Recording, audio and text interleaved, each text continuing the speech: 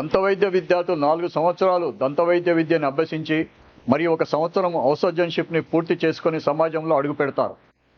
ఔసర్జన్షిప్ చేసేటప్పుడు వారి ఆలోచనలు ఏ విధంగా ఉంటాయి, సమాజంలో దంతవైద్యులుగా ఎదగడానికి వారు ఏ విధమైన మార్గాలను ఎన్నుకుంటారు, వీరి యొక్క లక్ష్యాలు ఏ విధంగా ఉంటాయి, మరి వారి జీవితంలో వారు ఈ లక్ష్యాలను అధిగమించగలరా, ఎలాంటి దంతవైద్య విద్యార్థులు తమ జీవితంలో మంచి దంతవైద్యులుగా ఈ ప్రపంచంలో ఎదగడానికి ఏ విధమైన లక్ష్యాలను వారు తమకు తాముగా నిర్దేశించుకుంటారు. ఈ విషయమై ఈరోజు ఈ ఎపిసోడ్లో మనం చర్చించుకుందాం.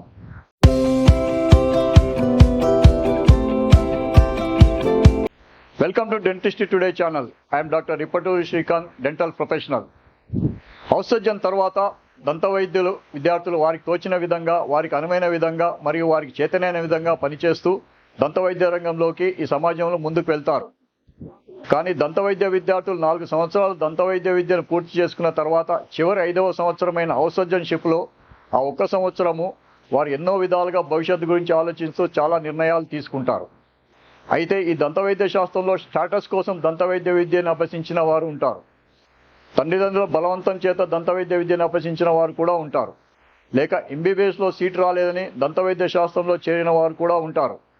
కానీ కొంతమంది విద్యార్థులు మాత్రం తాము ఇష్టపడి ఈ దంతవైద్య శాస్త్రాన్ని అభ్యసించి మంత దంతవైద్యులుగా సమాజంలో ఎదగాలనే కోరికతో ఈ దంతవైద్య శాస్త్రాన్ని అభ్యసిస్తారు.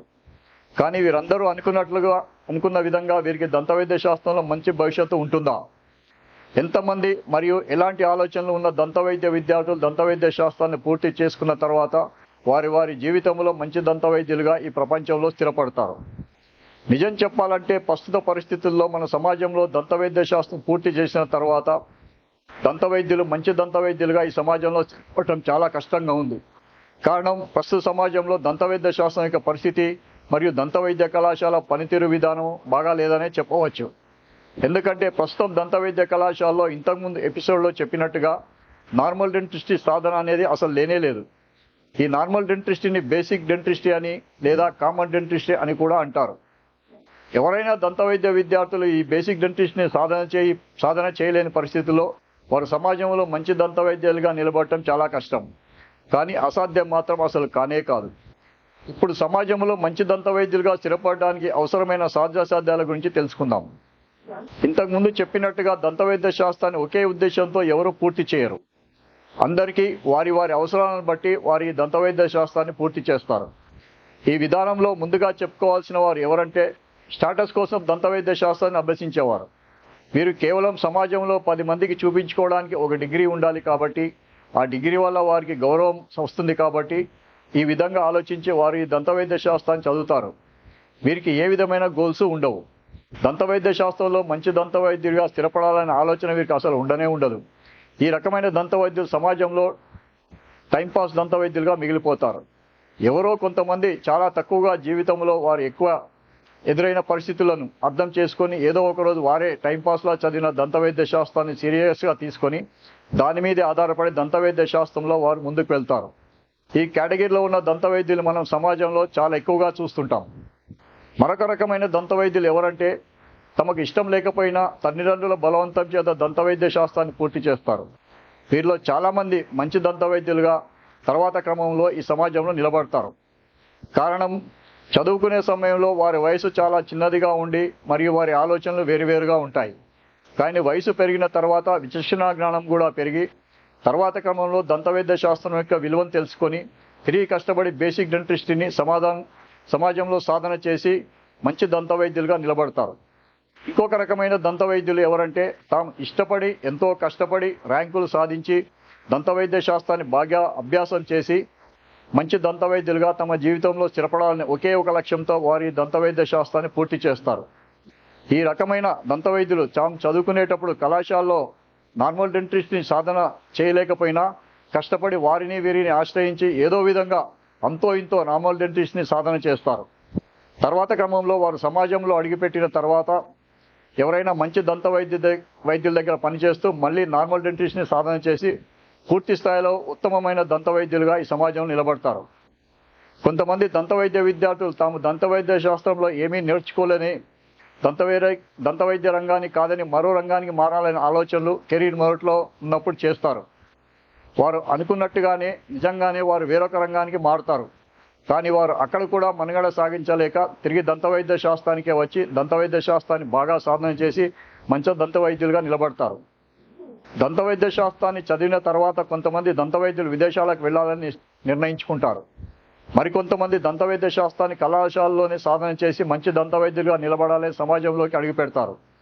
ఏది ఏమైనా ఎన్ని కారణాలు ఉన్నా ఏ దంతవైద్యులు అయినా తమ జీవితంలో మంచి దంతవైద్యులుగా ఎదగాలి అంటే ఖచ్చితంగా నార్మల్ డెంటిస్ట్ని సాధన చేయాల్సి ఉంటుంది. ఈ విషయంలో ఎలాంటి మార్పు ఉండదు. విదేశాలకు వెళ్ళాలనుకున్న దంతవైద్యులు ఏవేవో కలలు కంటూ ఏవేవో ఊహించుకుంటూ విదేశాలకు వెళ్తారు. కానీ వారు అక్కడికి వెళ్ళిన తర్వాత వారికి అర్థం చేసుకున్నది ఏమిటంటే విదేశాల్లో దంతవైద్య శాస్త్రంలో స్థిరపడాలంటే ఖచ్చితంగా నార్మల్ డెంటిస్ట్ని సాధన చేసి ఉండాలి. ఎందుకంటే విదేశాల్లో విద్యార్థులు చదువుకునే సమయంలోనే వారి చేత ఈ నార్మల్ డెంటిస్ట్ని చాలా ముఖ్యమైన విషయంగా పరిగణించి వారి చేత సాధన చేయిస్తారు. అందుకనే మన దేశం కంటే దంతవైద్య శాస్త్రంలో వేరే దేశాలు ఎంతో అభివృద్ధి చెంది ఉన్నాయి. దంతవైద్యులు తమ చదువుకుని స్ఫూర్తి చేసుకుని సమాజంలో అడుగుపెట్టిన తర్వాత ఎవరైనా ఈ దంతవైద్యులు తాము దంతవైద్య కళాశాలలో సాధన చేయలేని ఈ నార్మల్ డెంటిస్ట్ని ఈ సమాజంలో అనుభవజ్ఞుడైన దంతవైద్యుని దగ్గర పనిచేస్తూ నార్మల్ డెంటిస్ట్ని సాధన చేయాలనుకుంటారు. కానీ ప్రస్తుత సమాజంలో దాదాపుగా చాలామంది నార్మల్ డెంటిస్ట్ని సాధన చేయడం జరగడం లేదు. కేవలం కొంతమంది మాత్రమే ఈ నార్మల్ డెంటిస్ట్ని సాధన చేస్తుంటారు.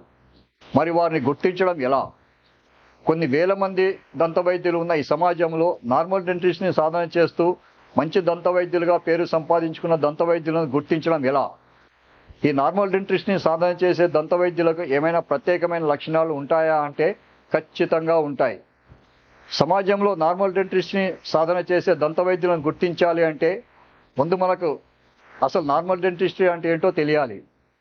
కనీసం సాధన చేయకపోయినా నార్మల్ డెంటిస్ట్రీ గురించి కొంచెమైనా పరిజ్ఞానం మనకు ఉండాలి.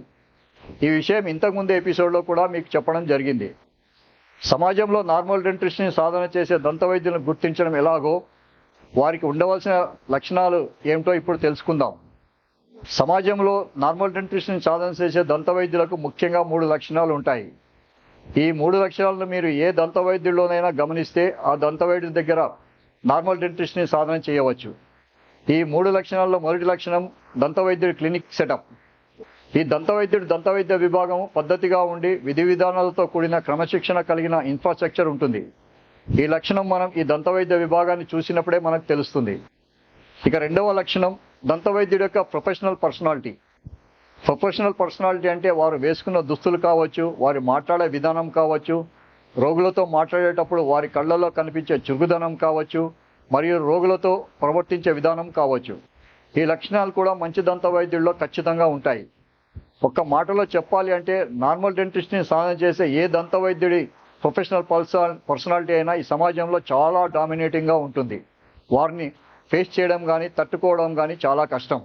వారిని చూడగానే వీరే సరైన దంతవైద్యులుగా మీకు కనిపిస్తారు. వారి యొక్క ప్రవర్తన మరియు పనిచేసే విధానము, మాట్లాడే విధానము చాలా ప్రత్యేకంగా ఉంటాయి. ఇక మూడవ లక్షణము దంతవైద్య విభాగంలో వారు పాటించే నియమాలు.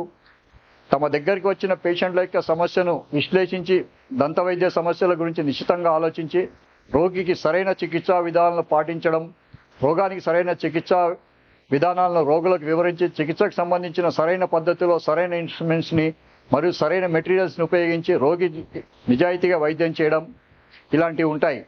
పైన చెప్పిన ఈ 3 లక్షణాలు చెప్పిన దంతవైద్యులు తమ ప్రతిభను సమాజంలో ఎక్కడా బయట ప్రదర్శించుకోరు. వారు ఎక్కడా బయట సమాజంలో ఎక్కువగా కనిపించరు. పెద్దగా పబ్లిసిటీ కూడా చేయలేరు. ఎందుకంటే వారి దగ్గర వైద్య చికిత్సలు తీసుకున్న పేషెంట్లే వారికి పెద్ద పబ్లిసిటీ. ఎందుకంటే వైద్య రంగంలో దంతవైద్య చికిత్సలు నమ్మకంతో జరుగుతాయి, కానీ డబ్బుతో జరగవు. ఈ లక్షణాలను దంతవైద్యుడి పెట్టుబడి ఏమిటంటే వారి యొక్క విశ్వసనీయత, బాధ్యతతో కూడిన చికిత్స మరియు జవాబుదారీతనం. ఈ 3 విషయాలు మాత్రమే. ఈ దంతవైద్యుల పెట్టుబడి మరియు ప్రస్తుత సమాజంలో ఇలాంటి దంతవైద్యులు ఉన్నారా అంటే ఖచ్చితంగా ఉన్నారు. వీరు అంత తేలికగా బయటకు కనిపించరు.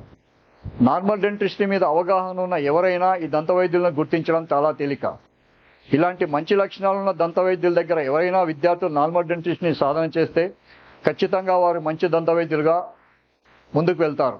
కాబట్టి ఎవరైనా దంతవైద్య విద్యార్థులు తమ వైద్య కళాశాలలో నార్మల్ డెంటిస్ట్రీని సాధన చేయలేదని, తాము ఇంకా దంతవైద్య రంగానికి పనికిరామని వారు ఆలోచిస్తే అది పొరపాటే అవుతుంది. ఎందుకంటే నార్మల్ డెంటిస్ట్ని సమాజంలో కూడా సాధన చేయవచ్చు. ఇక్కడ ముఖ్యమైన విషయం ఏమిటంటే సమాజంలో మీరు చేయవలసింది ఒకటే. పైన చెప్పిన లక్షణాలున్న దంతవైద్యం దగ్గర నార్మల్ డెంటిస్ట్ని సాధన చేయడానికి ప్రయత్నించండి. కష్టపడండి, తప్పకుండా మంచి ఫలితాలను సాధిస్తారు. అందుకే అంటారు సాధనాత్ సాధ్యతే సర్వం అని. అంటే సాధన చేస్తే ఈ ప్రపంచంలో ఏదైనా సాధ్యమే. ఈ విషయాన్ని గుర్తుపెట్టుకుని దంతవైద్య విద్యార్థులు సమాజంలో నిరాశ పడకుండా తమ కష్టాన్ని, తమ ప్రతిభను నమ్ముకొని నార్మల్ డెంటిస్ట్ని సాధన చేసి మంచి దంతవైద్యులుగా ఈ సమాజంలో నిలదొక్కుకోవాలి. Thanks for watching dentistry today channel. మళ్ళీ మనం వేరొక ఎపిసోడ్లో మరొక టాపిక్తో కలుసుకుందాం. మేరా భారత్ మహాన్, మేరా ప్రొఫెషన్ మహాన్. జై హింద్.